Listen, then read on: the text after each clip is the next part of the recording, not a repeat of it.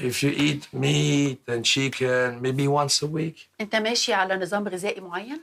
Yeah, maybe animals once a week. Animals, because animals ice, like horse, like falcons, ice, hard. Yeah. So not too much animals. Of course, Arabic people don't eat a horse, but I'm saying even meat, not too much eating meat, not good. Once a week, maybe maximum. And then vegetable, hummus, all good Arabic food, Middle East, like in the old time, like in the Muslim. Look at the Muslim. Bread, almond, apple. Go read. Yeah. Read. You discover in a Muslim lots of good thing. Okay. Very smart Prophet Muhammad. He knew what's good for the future about the body. So look at that. Don't ask me, and believe me, you have everything. So Sayyidina Umar said, إياكم واللحم فإن له ضراوة كضراوة الخمر. It's in the Muwatta. Beware of meat, because it has an addiction like the addiction of wine. Beware of meat. إياكم واللحم. Because it has an addiction like the addiction of wine. We have Muslims now eating meat 3 times a day, and then they're wondering why they have gout, why they have all these diseases. Seriously, start cutting that out. The other thing, I read a book last year called The Caveman's Diet, and in that book, he was arguing, he's not a Muslim. He said everybody should fast at least a month out of the year where they diminish this is what he said in his book. He's from LA. Everybody should fast a month out of the year and fast a couple of days in the month. Because he said our bodies are designed to be food deprived. They're designed that way, to be food deprived.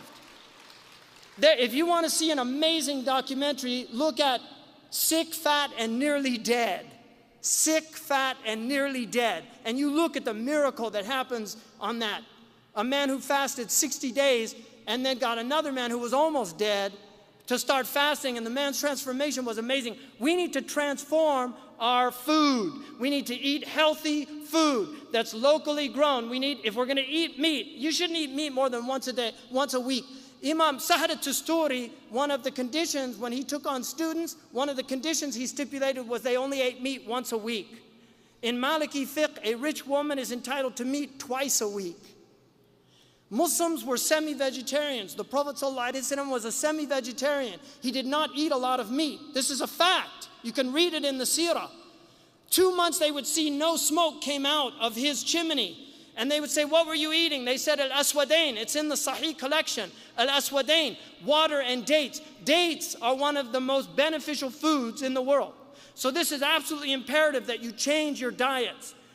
We're eating far too much processed foods. All of this cancer, 1 out of 4 people is getting cancer now. Heart disease, diabetes. 70% of people in some of the Gulf states over 40 have type 2 diabetes. 70%. They're drinking, eating all this processed food. Cancer has become epidemic in West Africa because they're eating all these processed foods. Eat fresh, healthy foods. Eat good foods. This is part of our religion. Allah doesn't mention food without mentioning halal and tayyib. Make your food a source of nutrition. Don't eat empty food. Don't eat too much food.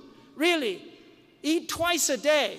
Sahal was asked, he said, what do you say about a man who eats once a day? He said, akul al-anbiya, that's the way the prophets eat. He said, what about twice a day? He said, akul al-salihin. He said, that's the way the righteous eat. And then he said, what about 3 times a day? He said, build for them a trough. Build for them a trough.